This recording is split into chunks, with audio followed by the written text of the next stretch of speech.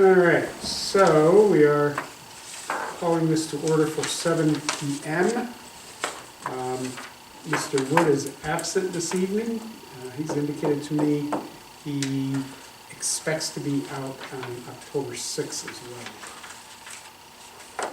Everyone else is present. Do we have any public comments? Yeah. I have a question. You may or may not know the answer. There's been some information recently from the city regarding political signs. You may know the answer, Jen. And the attorney for the city seems to say that political signs are considered free speech and cannot be limited in any way. Yeah, when I heard that, I wanted to run to my file because we went through that and share with my friend the mayor, which I just haven't done yet. In fact, I'll make a note, maybe I'll do that tomorrow. You can't outlaw it, but as long as you're firm, fair, and consistent to everyone, what you can't impact is the ability of a person to put a sign on their private property. That's kind of what I mean, that's kind of a no-brainer, but, you know, it's been in the newspaper more than once, and, you know, they're saying you can't limit it in any way, and yada yada, and blah blah, and I'm thinking, that doesn't sound right, and we do have limits. Granted, they're not huge limits, but we do have limits in town of Plattsburgh. So I just wanted to ask if you You're heard saying that. we have limits on signs. No, you have limits on Political signs in particular. political signs as well, but it's very But few. it's part of a comprehensive sign ordinance. Indeed. Right, that's the And- distinction. It might be. And I don't know need what full the city response. has, but, Yeah. so I just wanted I don't to think the ask city if has anybody a had sign heard of ordinance. such a thing, or, Oh, absolutely. In fact, I remember the conversation when we went through that. And I recall working with CJ, and he Exactly. pulled some other documentation that enabled us to do what we did. and our ordinance does say that political signs are exempt from the sign ordinance except for, and it's the 45-day prior and the 3-day after. That's all we did, is create a fence. Absolutely, And in that article, yes. if you read the article, the political sign issue is a small issue Exactly. within a larger issue. Yes, it is. Where they are literally talking, I find this unbelievable, but they have apparently got people in the city who feel they're being constrained by the city's so-called sign ordinance. In Which my I haven't opinion, read, honestly, so. if you drive through the city, I would challenge you to tell me what their sign ordinance would be. You know, it's like Well, non-existent. there are a number of things. New York State DOT frowns heavily on the reader boards.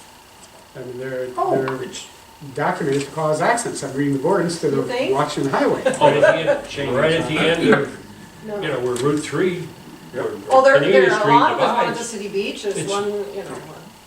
But they, in there, he makes a comment that, you know, they've been brought to court, you know, well, so what? Hello. They got into a problem discriminating against certain groups that were allowed to use those signs and sorting You out mean the reader other boards? groups that were not allowed to use them. You can't. Well, actually, I think one thing you can restrict commercial free speech, but it's very hard to restrict political free speech. For And example, that's what they talk, well, I mean, they talk about it all, but you that can was say, all right, we're not gonna advertise cigarettes on TV. Exactly. That's commercial free speech, you limit it. Sure. You run into many more problems, even when they tried to campaign limits, McCain-Feingold Yeah. basically was gutted because if a corporation wants to give $1 billion, they can kind of give $1 billion. And then you may argue they got a louder megaphone than somebody else, but it's very hard. That's why this campaign, you know, when they try to limit contribution, it's a problem. Oh, so I was just wondering if, and you know, if that was exactly correct, what was in the newspaper, and if you can place limits, and if so, what kind of limits, and We did, and ours have held. I know So you have. I was In going to fact, you share. changed them to be more lenient Yeah. this time Well, around. I was going to share that with the mayor. I just didn't get there. The example they often give is you can't shout fire in a crowded movie theater. Exactly. It's just limits. Okay, thank you. You're welcome. Mr. Metz, tax receiver, town clerk? Yes, I saw on your agenda that the merger of the tax receiver and town clerk was on the discussion for tonight, and I would like to make a couple comments here. Now, this proposed merger of the tax receiver... There is no and town- proposed merger. There is no proposed merger. What you said first was accurate, that it's on the agenda for discussion. Very good. The merger of the town receiver and tax collector position deserves widespread discussion. Such a merger involves eliminating an elected office. And the reasons for such a move should be openly discussed and brought to the people for a referendum vote. The merger may look like a cost-saving move, but is it? Both elected positions are part-time with benefits. The combined position would have to grow to a full-time position. Would the new salary be any less than the sum of both part-time salaries? The town would still need all of the services which are currently provided, and some timeshare would have to be worked out. Each office will still need assistance to cover operating hours and other duties. I do not see any gain for the taxpayers. Is this an attempt to increase efficiency? The town clerk has been operating with temporary fill-in assistants for some time. The town needs to find a clerk's assistant that will learn the job and stay with the town. That would boost both efficiency and stability within the existing structure. At this time, I do not see how a merger would improve either office's efficiency. And what about finding people qualified to run for this combined office? Each of the existing positions has its own set of required skills. A merger results in needing someone who has both skill sets. It is already difficult to find candidates for the individual offices. How much harder will it be to recruit candidates for the dual position? Removing an elected office should be up to the voters. We are not allowed to create elected positions from thin air, and we should not be able to eliminate one so easily either. Both actions should require the consent of the people. This idea has been under consideration and been developed for several months. How can the voters be involved when the deadline for a referendum was last month? You need to educate everyone about this proposal and then bring it to a vote. Let the people decide. We must all trust that an informed electorate will make the best decision. Thank you. I don't want to, and I'm not going to, get in a debate, but a lot of your assumptions are purely assumptions, and some of the process, as you noted, isn't accurate either. Let me go down through the agenda, and that item will come up shortly. It appears Dr. Klaus is either not here, late, or not coming, so we'll just check that off until such time he may come. By the way, I had a few items on top of my stack that I added this afternoon. I don't want to forget. I have a copy of the SUNY Plattsburgh Startup New York Campus Plan. It's a few pages. I've printed one. I didn't know if anyone else wanted to look at that, review that, so I'll pass it on. Yes, yes. Yep. I mean, do you want your own copy or just look at one? I'd like my own copy if I can get one. All right. Do you want to just look at it or do you want a copy? I have it. You have it. You can have mine. Thank you. You're welcome. Also, I sent an email. I do things email. I'm going to keep doing things in email with an assumption everyone is getting it, or you would let me know your email's down and I'll try to communicate. October 1st, I've scheduled a site visit with Swardowski, Schaumbeck, from 2 to 4. I haven't had anyone respond that they can go. I want to be sure because I'm sending the list in. I did. I'm talking about counselors. Oh, I'll get back to you tomorrow. Okay. All I am unable to do. Okay. Just kind of a last call, make sure I didn't miss anybody. You said October 1st. October 1st, right. Thank I don't know what day of the week that is, October 1st. you. So, Wednesday? Wednesday? I'm not sure. I'll get back to you ASAP. Okay. Also, I received a kind of an interesting way it happened, probably not worth going into that, but the 158th Fighter Wing of the National Guard, Vermont Air National Guard, has dedicated each of its F-16Cs to the 23 local communities who provide the greatest support to the Vermont Air National Guard, based on the number of airmen from their community who are members of the Vermont Air National Guard. The F-16C tail number of 8600336 has been assigned to the town of Morrisonville, New York. I've attached a couple of photos of your F-16, and I'll just pass these around. I haven't had any communications back with the commander yet, but I think this might have been mail that came Friday and I didn't get to it, because I had an email from Mayor Calnan, and he had received the same letter. And he contacted them and said, I think you've made a mistake. It sounds like that's town of Plattsburgh. And what it is really is a combination of the town of Plattsburgh, the city of Plattsburgh, that they're doing this for. And probably because of the guard unit being in Morrisonville is why they're putting a Morrisonville tag on it. It's the spirit of Morrisonville, New York. There's going to be an opportunity to see the plane, a little photo shoot, PR session. He mentioned a couple dates on here. The mayor already indicated, I haven't opened my letter yet, I guess, that October 5th didn't work for him, so we're looking at November 2nd. November 2nd, I think, is a Sunday. I haven't responded to this yet, but if you would like to join in, I don't know what time October 2nd. I don't know if it's going to be in Vermont or over here. November 2nd, November 2nd. I don't know what time, or if it'll be here or there or where. I'm holding out for an F-35. Well, today we've only got the F-16s, but you know, you gotta start somewhere.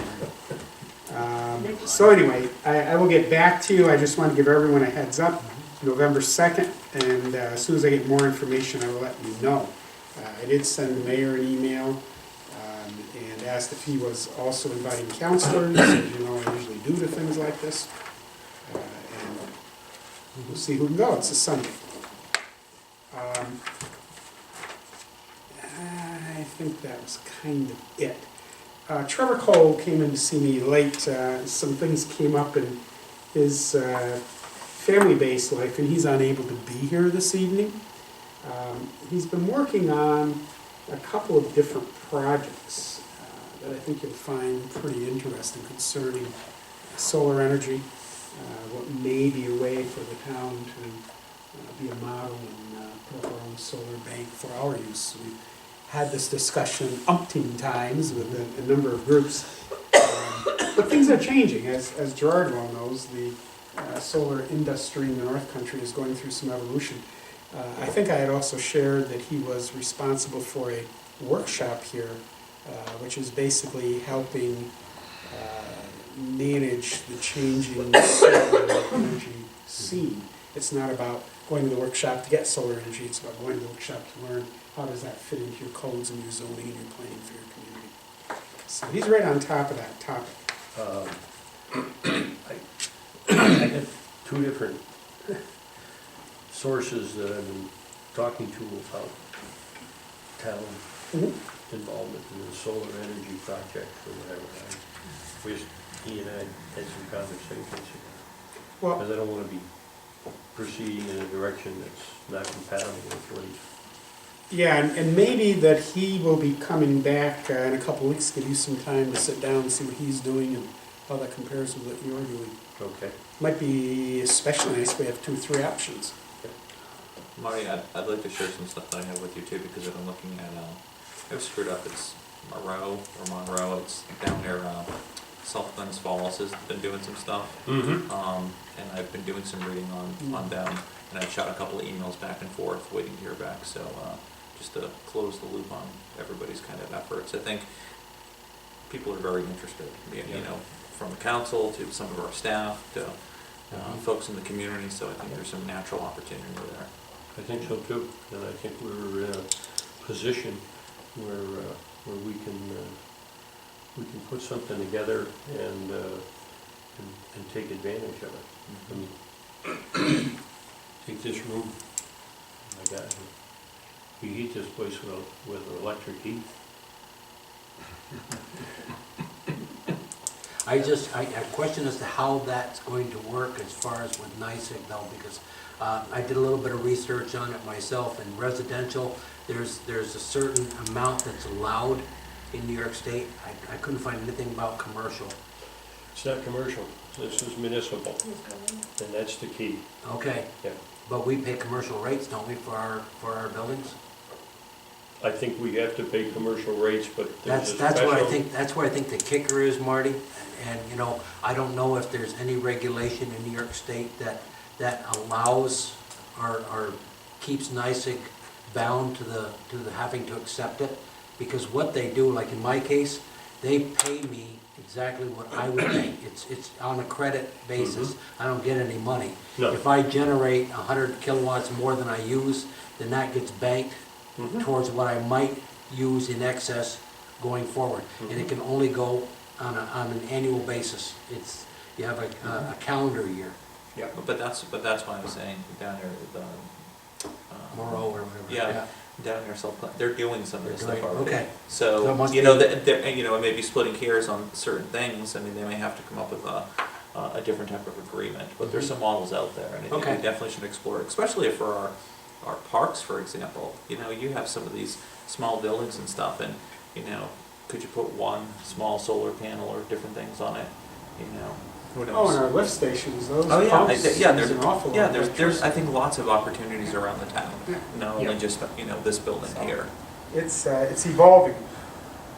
So, yeah, I would encourage you to try and connect with him in the next couple of weeks, and we'll see what's going on. It's a brand new technology, I just Is read about. is he out of here this week? No, Okay, well, you said that, I thought maybe. no, just tonight, he wasn't able to come. Okay. It's very Yep, interesting. no. Okay, let's go to number 3. Unless somebody knows something I don't. One, there's no proposal. We've kind of tossed that around. Would it be a good decision or not for efficiency, fiscal efficiency, and service? And I know there was something, again, with the city in the paper about changing their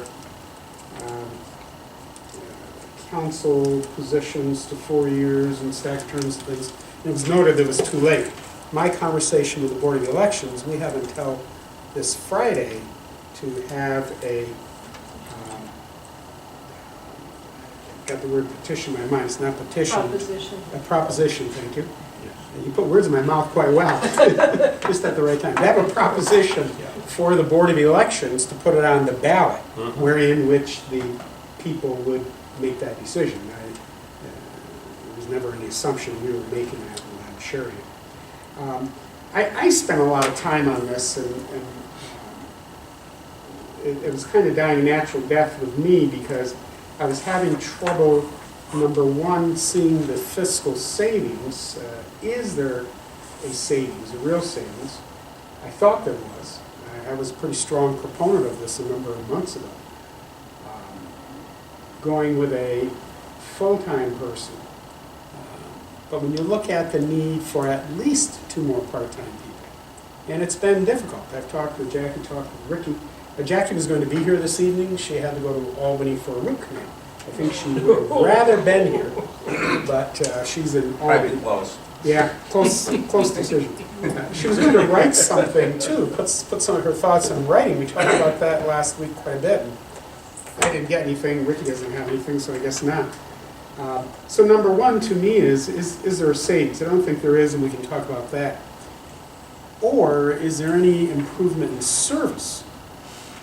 And I don't think there is. I think what we're on now, where we opened up the door, we've got one person at least who can do either side.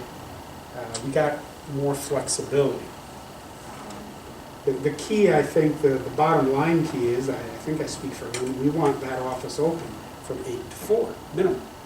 And certainly during tax season, the tax receiver's office is open longer, weekends, evenings. So, with that said, I mentioned to Rick, we want to talk about that this evening. And again, I feel bad Jackie's not here. I can share some of her views, but I'm going to be careful not to put words in her mouth. Number one, I guess just start out with the fiscal part.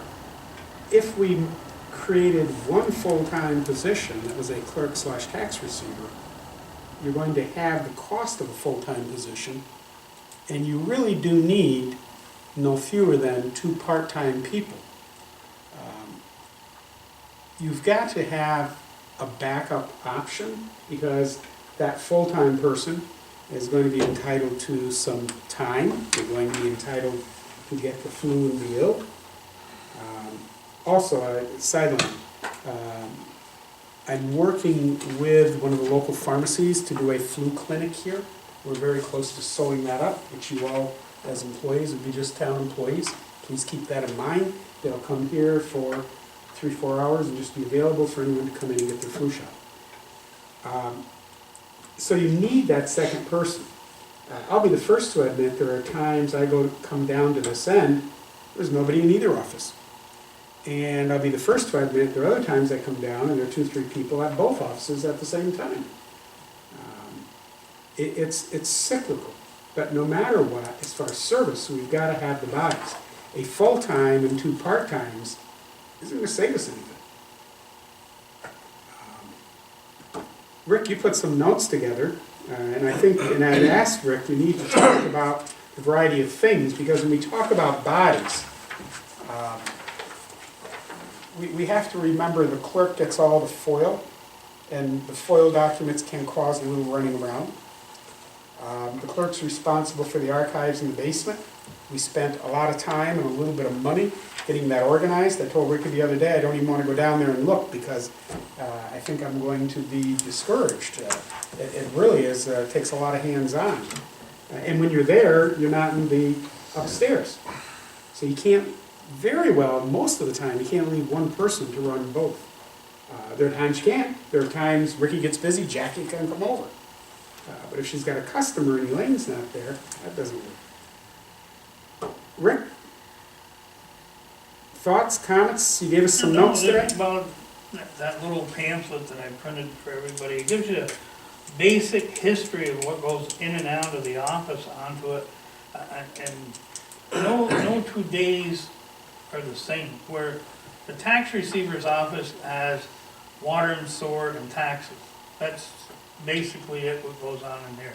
But this office combines soup to nuts of everything, of all the offices that the town is composed of, as far as taking in paperwork, money, and everything with the town. You indicated some change recently because of changes that we made with the recreation programs? Yes, that we've seen an influx of daily or hourly on that. Some days with these senior trips and stuff, there's people lined up at the window like there was this morning. Why are they lined up at your window? Well, because they're paying for those trips. I just wanted you to say that. They go to see Melody. Melody gives them the paperwork. They come to me.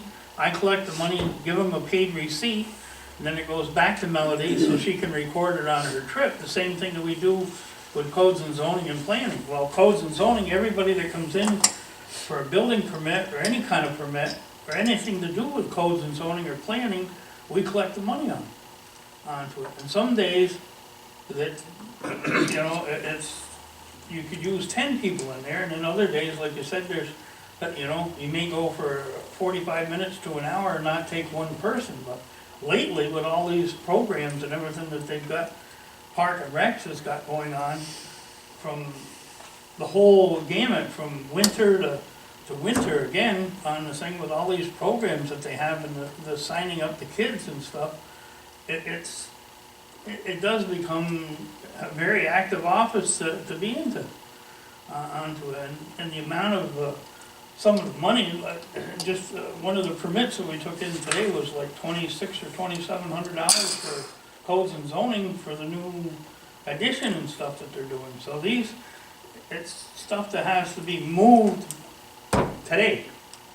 You know, it's something you can't put off to tomorrow. And then if somebody else comes in, this morning between hunting licenses, doing all of the stuff for park and recreation, then you throw in two kids come in to get a marriage license, well, that's a half hour right there being tied up just to do that one thing.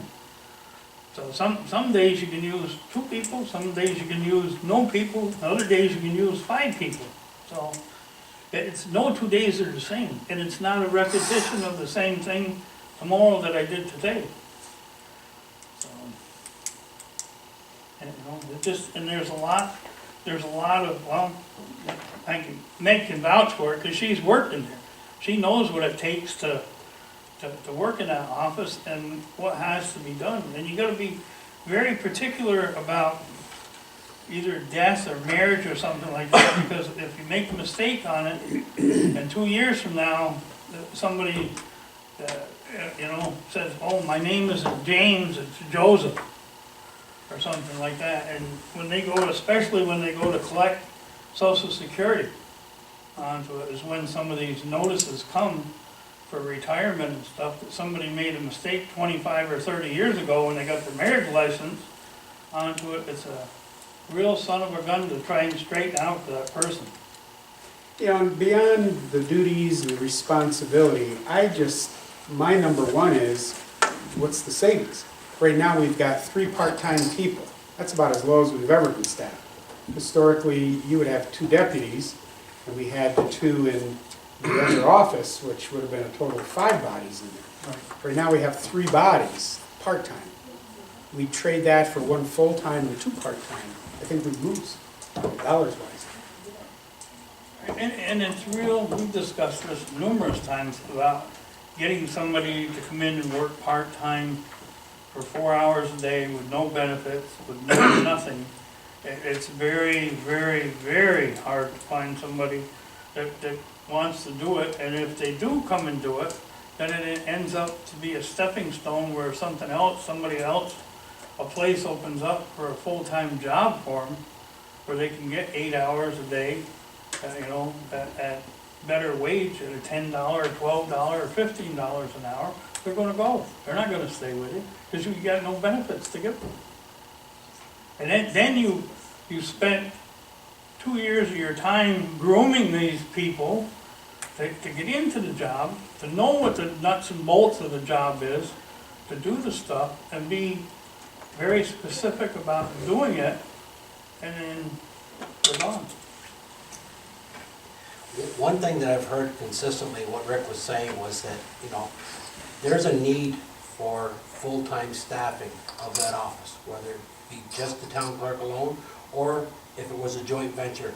And from what I understand of the law, you're not really merging the 2 offices. What you're doing is you're doing away with the Office of Receiver of Taxes Assessment. You cannot do away with the Office of Town Clerk. That's required. There's a definite need for a full-time office being open, not some of the sporadic things that have happened in the past. We've also just recently taken a look at what the cost is of the town clerk's job and adjusted fees appropriately, permitting fees and such appropriately. A lot of the costs can be recovered going forward like that.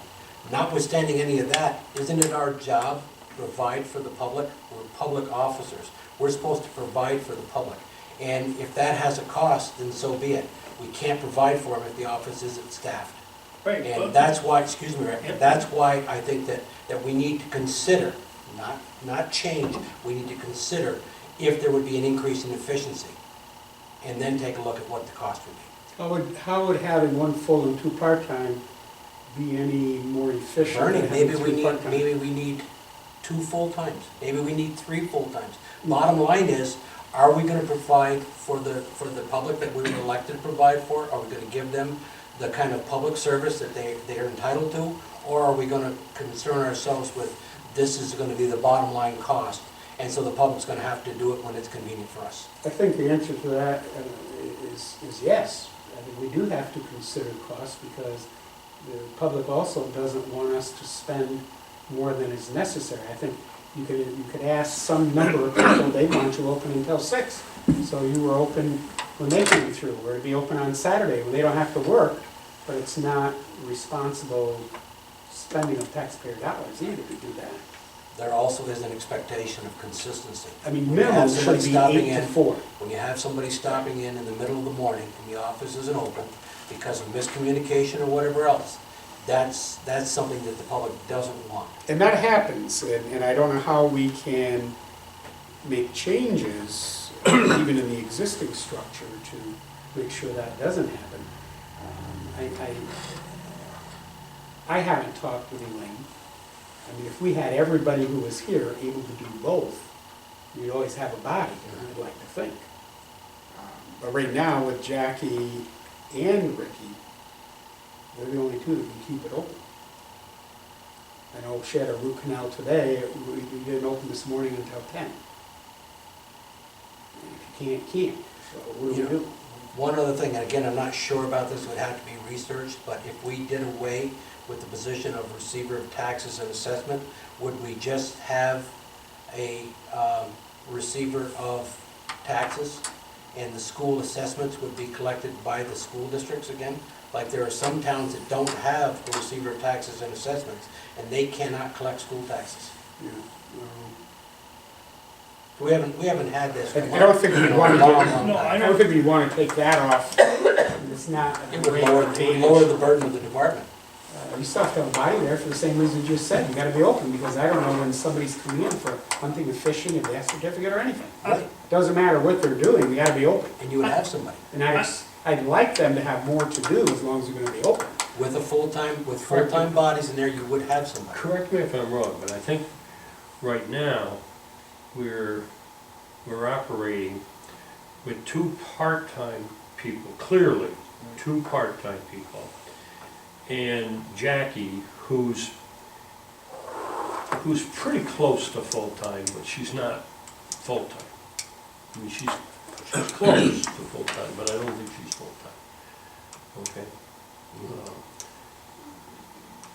And I'm not necessarily of a mind that, you know, I mean, it was mentioned 2 full-time people, 2 part-time people, or whatever. I don't know if you need to do that. And I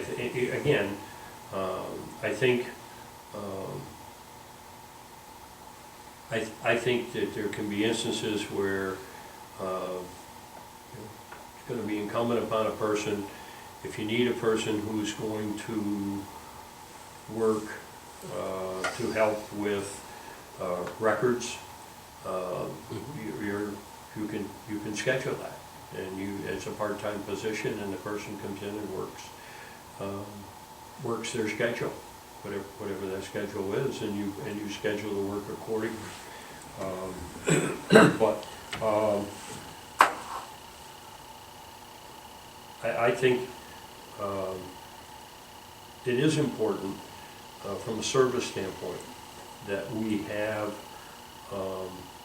if you have one, if it's combined and you have one office and you have full-time coverage in that office, I think you can provide the service to people that you need to be providing to people. Right now, you have 2 part-time clerks. Even if you had a full-time clerk, there would be times when that person couldn't be there, obviously. So you still need a backup individual, ideally a part-time person.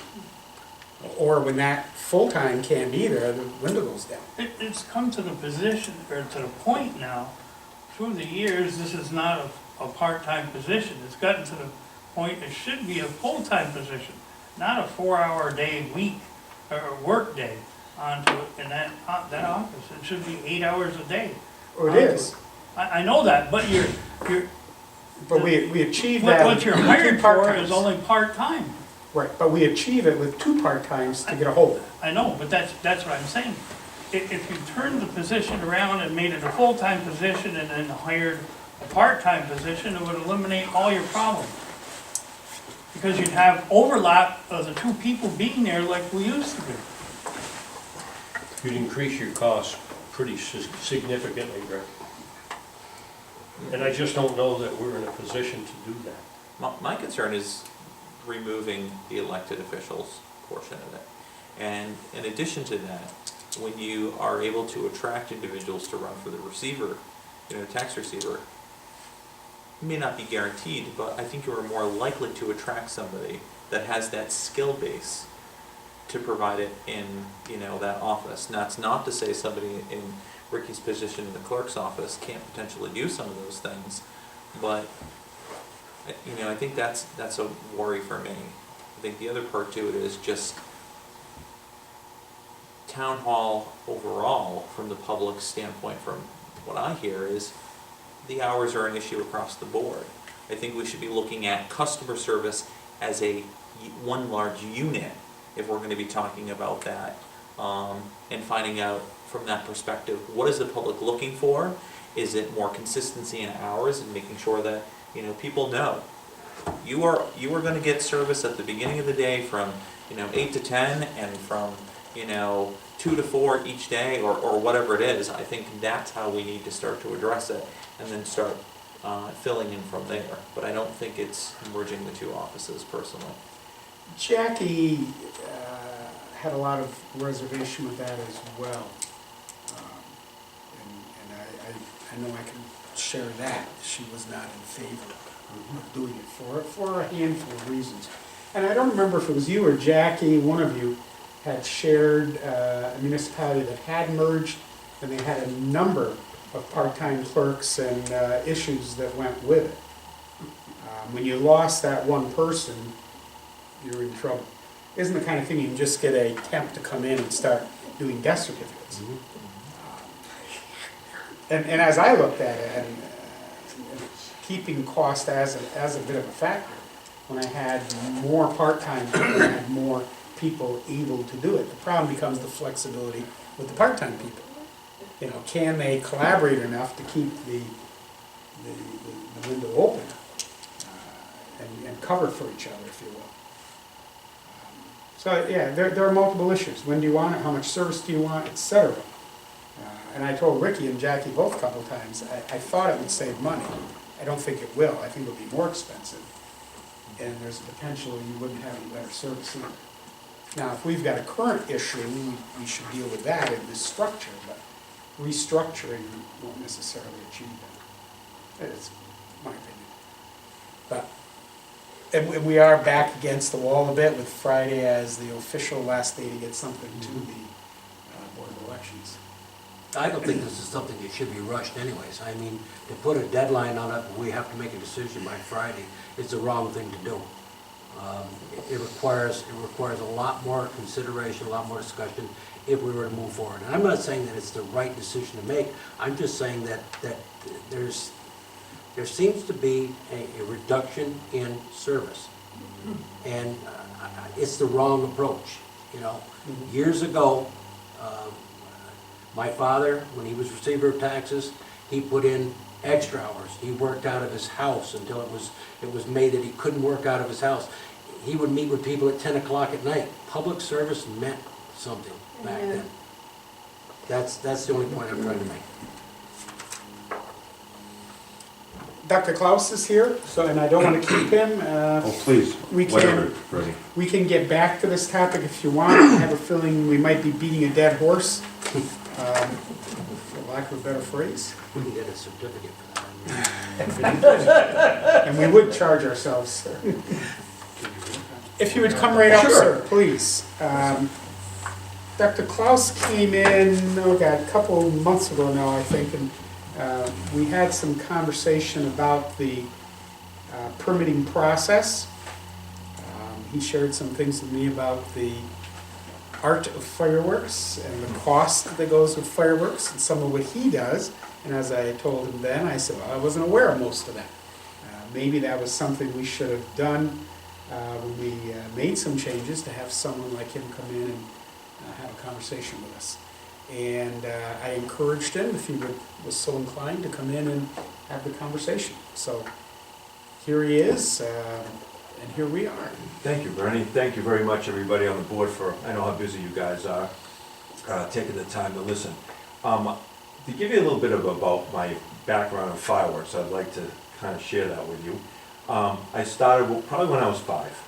My grandfather, at that time, would go to Florida, come back with a trunk load of fireworks. Every 4th of July, we put on the fireworks for the neighborhood. So it's been in my blood since I've been 5.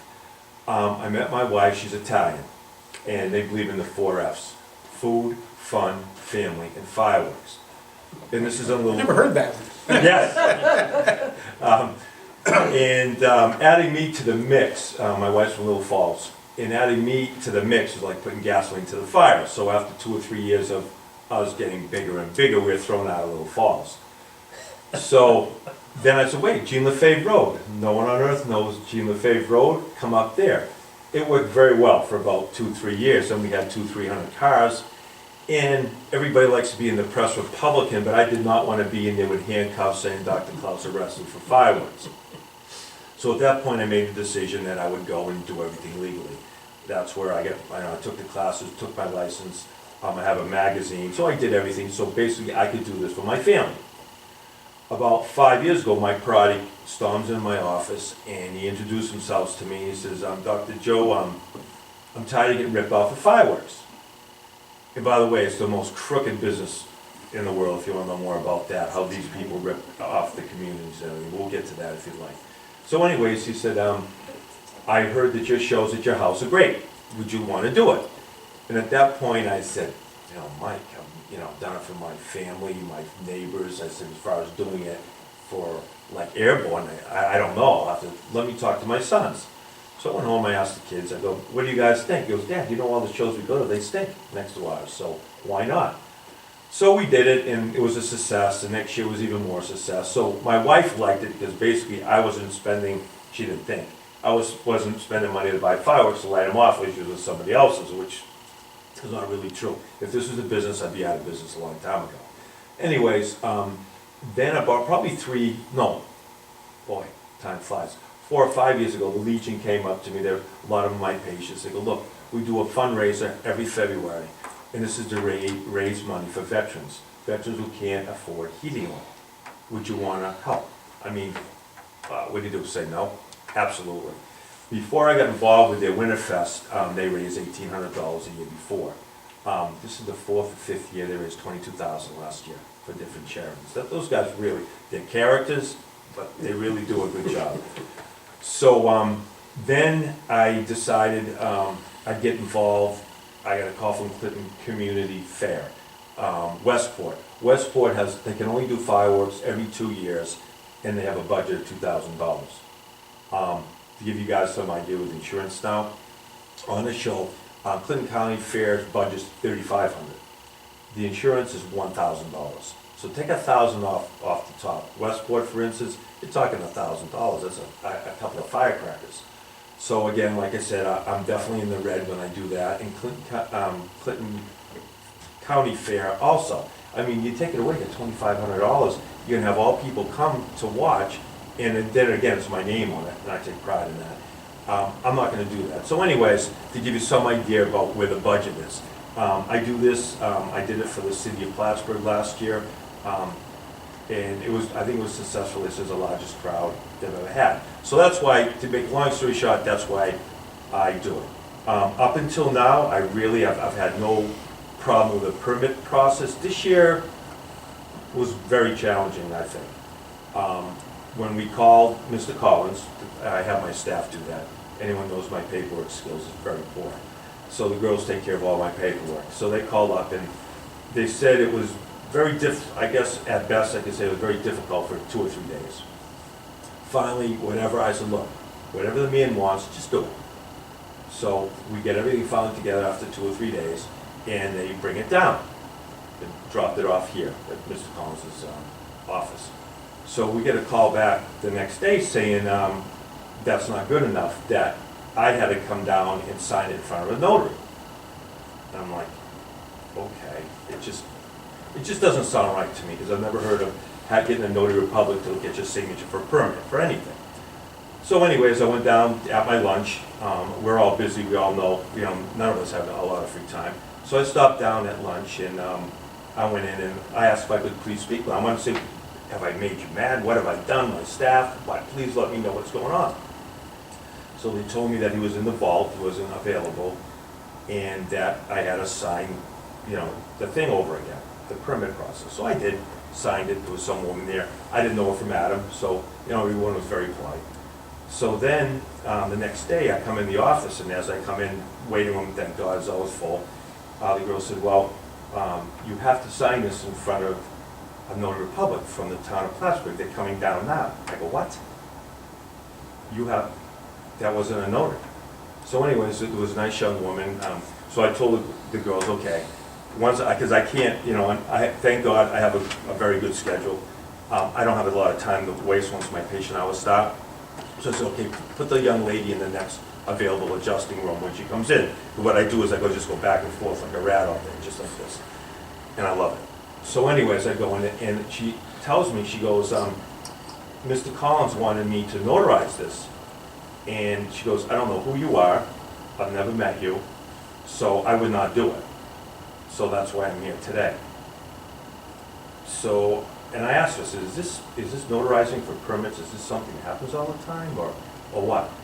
And she said, no, this is whatever, absurd or whatever. And she said, I've never heard of it. Anyways, I signed it, we did our thing, and it was very difficult to get a hold of Mr. Collins afternoon. There's probably, for different reasons we'll call him, especially with the last show. Afternoon, I don't have any luck. It could be just the time that we were calling.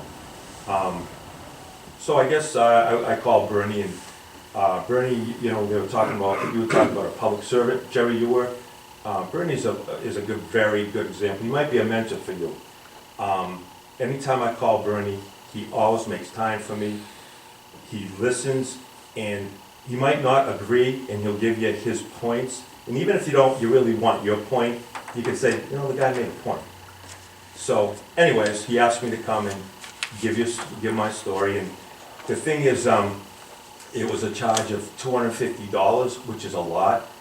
I just think it's a lot when you hear the budgets. And the fireworks, it's for the county fairs. It's for the public, basically. And again, if my wife knew what I spent to put on these shows, I'd probably be in divorce court. Any questions? Anybody? I'm quite disturbed to hear your story. Okay? Because it really, we try to have an attitude of public service, and not just the people who are elected in this building, but the people in this building who are there to take care of the public that has to come into this building. And you shouldn't be jerked around if you're being held to a standard other people aren't being held to. I kind of thought that way, and again, I appreciate everyone listening and taking the time tonight. I know how busy you guys are. You have more to worry about than firework permits, but I appreciate it. Listening and taking your time. Rick, did you want to make any No, comment? other than the fact that it's a state mandated on that form, anybody that does that, building permits, any of the permitting process that goes through the town, their signature has to be notarized. It's not something that I do, it's something that's required in the form. Whether it be individual or corporation, still, all of the forms have to be notarized. Who would the young lady have been that was sent up to his office? Jackie.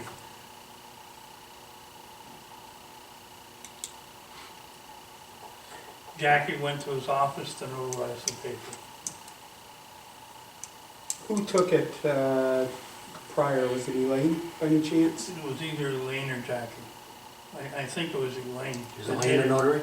No, she's not. No. That's why I'm guessing, It wasn't when it went Elaine. to Jackie, she said, I've got to see him. That's Right. what the notary has to do. It's the same thing. All the codes and zoning, any kind of building permit, water permit, any of that stuff that's permitted, and the person that's doing it, all of their paperwork has to be notarized. That's the town, that's not. The And process- who notarizes when they come to your window? Either if Jackie's there, Jackie does it, or Candace, or Chastity, one of the three. Is Maria notary? We have several. Yeah, She lawyers. is. I was gonna say, she probably notarizes those. She does a lot of them for all of the stuff that we do. Usually if Marie can't do it, then, Yeah. then Chastity will do it because she's right there and she's accessible to everybody. If it's building permits, I would expect she probably did that. The process changed a little this year, not a lot. The fee changed a lot, not a little. But Dr. Klaus has gotten permits with us before. Yes, Did those get notarized? no. The ones that we did for the fair took care of it. Onto it. Because it was gone through, they did the paperwork before onto all of that, up until last year, when he did the fair, yes. This is the first time that I've run across this, I've been doing it 5 years. That's with the fair, with the Legion, or anyone else. I've never had any other town or municipality anywhere has asked me to notarize my signature. This was the first time. Yeah, I think, I mean, trying to put myself in your shoes, that seemed to change a process, and then we put a fee on it, and I thought I made somebody mad. No, it's- the you form did. that we have is a state form onto it, it's nothing that we've devised. How long is that, how long has that state form been used? That particular state form? When the law changed, I think this is the second year now. Okay. And you're not a notary, correct? No.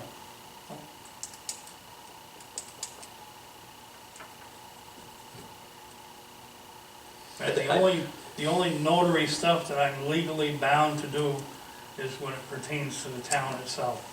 I can certify records for the town, but I can't do it. But that's not notarizing the signature. No, that's, no. Yeah, you don't have a I- notary no, stamp. no. It's an authorization. I don't really have a summary statement, so I'm better not to say anything probably, but it was a difficult process. The whole, getting the paperwork done, and there were always concerns of liability, and I think some years were maybe more sensitive to that than other years, depending what happened, down the road or was in the paper the week before, which is a poor excuse to suddenly be extra accountable or not. I'm glad Jackie went down to do that, because you had already been bounced back and forth with that. I don't have, like I said, I don't care for lady summary comments, I don't have a summary to make right now, but.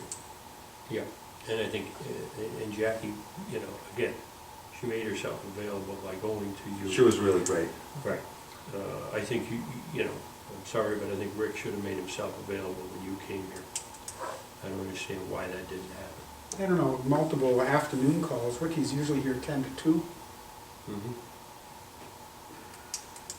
Were they calls to his office, or? The office, but I don't want to say because I didn't make the calls. It's just, Okay. it was just the staff, so I don't want to say anything incorrect. Because I know we go to him and jump on him to make sure things are done right, we got the insurance and all that. Yes. Bernie, I don't want to answer that because I don't know.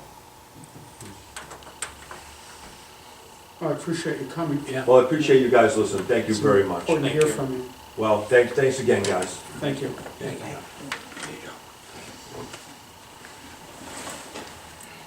Okay, I did not have a number 4, but the draft resolutions, I do want to walk us through a little bit again, just because, please look over the minutes. You've got a resignation of Javi Hyatt, the resignation of Kevin Colbert, planning board alternate member. We have an appointment of Sandy Letterell. Again, if you have any questions, concerns with these, please let me know. Another 3% deposit for presidential aisles. I notice this one is 89.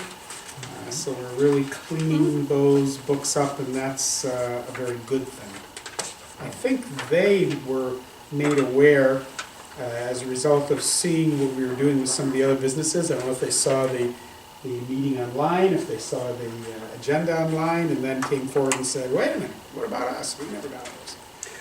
We don't have anybody who takes a look at these moving forward. I mean, how, you know, all accounts that we've got, money that we've got on account that's been sitting there, and why is it sitting there? That's two things. We have somebody watching, and now we do. That's one of the items Pat's put his teeth into a bit. As you know, we passed a number of resolutions to close capital accounts that have been open for years, and the projects were done. Consolidate those funds and so on. This is part of that. On the deposits, couldn't you just have somebody take one day and just go through all of them? It isn't even that complicated.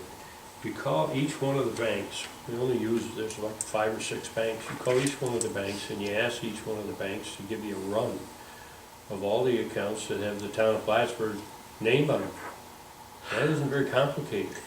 And you know, the resolution, the bank resolutions that we did last week, I think it was, said that, you know, these are inactive accounts, and by law, they have to be, take a look at any account that's been inactive for 3 years. The banks. Why is there an account that's been active since 1989, now all of a sudden coming to the forefront, if the banks are supposed to act on it within 3 years? I mean, it seems like a lot more people are dropping the ball than board members or employees of the town. Yeah, that's your Well, absolutely. I think I the agree, reason. but I'm not willing to give ourselves a pass. I don't mean. I understand that. But I think the problem is that it is one of these things that if the person that is owed the money isn't asking, the bank isn't staying about like wringing their hands over To it. give money out. Really? I mean, not for profitability, they're just not saying, oh my God, we've got it, you know, they just, and we're not either, no. Again, I think there should be, no problem Mhm. in my mind with there being a regulation that, they would look at those accounts. Yeah. And, if the account is, like you said, more than 3 years. Where's our notification? Yeah. And you know, then not that, there's report. plenty of blame or whatever go around. Planning department knows exactly when these projects are completed. As soon as they get a C of O, let's You get know, it done. even if there's a They're- temporary C of O, there They're at some point has to telling be a me look. that, they're telling me that they are now doing that. Yeah. And it's, these old items are the items that are coming up, Mhm. that, The problem is probably when Jerry was on the board. that'd And be it my usually guess. comes down, Yeah, I see him succeed on some of these letters. usually comes down to Or Marty too, come bigger. Both of them. 89. Tom's not here, thanks for I saying. gotta tell you, in due honesty, I have no idea who Presidential Isles is. I don't remember them. Either. How long before an account is idle before it goes into the unclaimed funds bin? The accounts that we've been dealing with were headed toward the unclaimed funds, which is why we've been very aggressive now to get that money returned, get the money in the community. That really is the motive. Yeah. And we're doing it, I think everything everybody just said is correct. And that is what happened, that's what happened with TD Bank. They literally, they had to go through a process of looking at unclaimed funds, and they saw a bunch of these. They notified us of those, and so we proceeded to go forward with dispersing. Good. The current process, upon executing a C of O, we request that they do their letter requesting their deposit to be returned. Yeah. Do a better job of it. But these had to be cleaned up, and that's what we're doing. North Country Life Flight, nothing has changed in as many years as I think I've been around. All right. Supporting that program. That's amazing. Clinton County Multi-Jurisdictional Hazard Mitigation Plan. We're going to, I may tweak the draft resolution a little more than what was already written. The county is responsible for producing a county-wide hazard mitigation plan if we are going to get anything from FEMA. This is something that Rodney Brown's been on top of, and the county contracted with the Friends of the North Country to actually do it for them. It's a 400-page document. I'm not about to copy 400 pages. If you want it, it's online with the county. You want for Rick? No, I guess not. There you go. The copies that you've got are the sections that Deborah did these that are work within the town. I think it was last year or so, they had asked us if there were areas that we would like to mitigate. You'll see, for example, one, raising road levels to prevent flooding, drainage, ditching, and so on. Nothing is projects we're committed to do. Obviously, if money's available, grants are available, you would do these things that would reduce flooding. In the event of another Irene, we need this sort of documentation in place, and that's the county-wide plan. So what they need from us is simply a resolution that we adopt it and support it, and now that goes on file and we wait for Mother Nature. That's the essence of that. And as I said, if you want to read the 400-page document, I think it's 427, it's online with the county. I can't help but notice that in their mitigation strategy, that the second one they list is to build a berm in Saranac River in Morrisonville and to dredge the river channel, okay? I can tell you that we tried both of those things at a previous time, and we were spanked, Big time. severely by the DEC, okay? And the only thing that saved us from major fines was the fact that the berm that we built in accordance with a plan that the Corps of Engineers put together for us, following the flooding that took place in Morrisonville. And that kind of, caused DEC to back off. But, I mean, they were talking, thousands and thousands of dollars in fines because we built the berm. And God forbid you should do anything by way of dredging the river. But FEMA doesn't care about that. That's not their problem. That's DEC's problem. So here we go. We're in the middle. Yeah.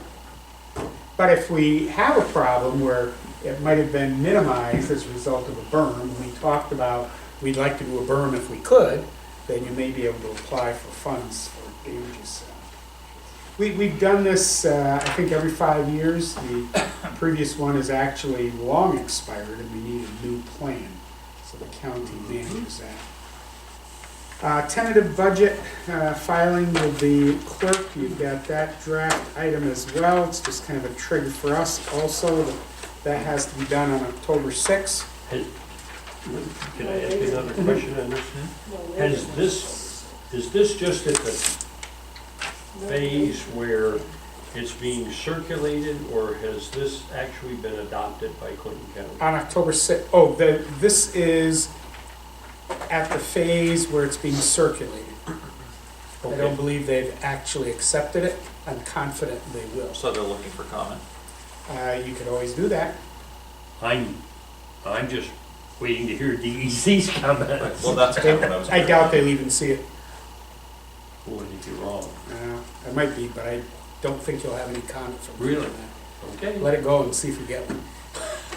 And there's no question that if you've got a mitigation plan that's been adopted and accepted, it gives you some cover.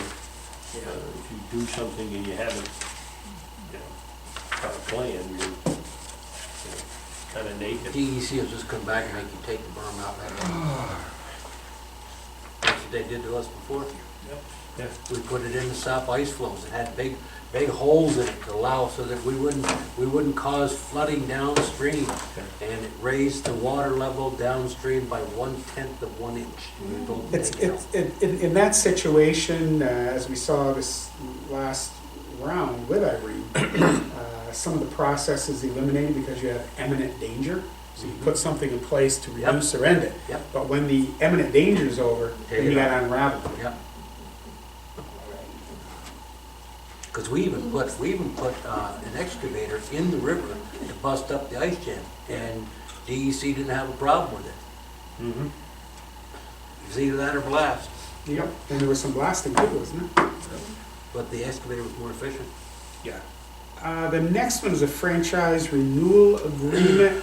After some conversation, we passed a resolution before. That was for the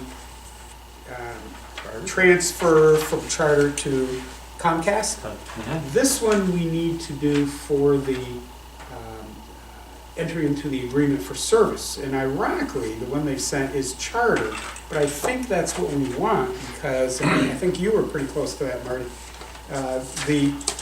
There seemed to be a more positive view that Comcast would have to abide by the agreement with charter. Yeah. That was more favorable than if it wasn't in Right. place. The bottom line was we're entering into a 15-year agreement with Charter. And Comcast, in purchasing Charter, has to abide by that agreement. Okay? If we entered into a 5-year agreement, which is what our last agreement with Charter is, if we were to do that again, Comcast at the end of that agreement would be in a position where we would have to renegotiate with them. And they recently had public hearings on the agreement as well as the transfer of the franchise, and we needed to do this after the public hearings. Are the That's why franchise that's fees in set for 15 years? Yes, And are they Part a of the constant? Are contract. they a constant? they're part of the contract. But they're not, they can't be increased at all? I don't believe so. Jim. If you look at page, you maybe I don't have don't the have it. agreement. We don't have it. One of the items that addresses that indicates, let me just read it. Relative to franchise fees, the municipality has the right to collect from franchisee a franchise fee, the annual sum of which shall be no greater than the maximum percentage allowed by law, currently Okay. 5%. So if that were to change to Okay. 6, obviously That's we where could. That's good. Okay. It just gets passed along anyways, but, And they'd want some of that, I think, controlled to prevent a municipality from using that to go through, oh, yeah. crank on the folks. There's another item that you don't have, it came in late today, surprise, as these things, happen. This appears to have been stapled backwards with the resolution on the back and the letter on top, which probably doesn't change a whole lot other than tear apart. We have another 3% site plan deposit return for Nova Bus site plan amendment, you'll be pleased to hear, 2013. So there's Wow. Big improvements. nothing late or delayed here.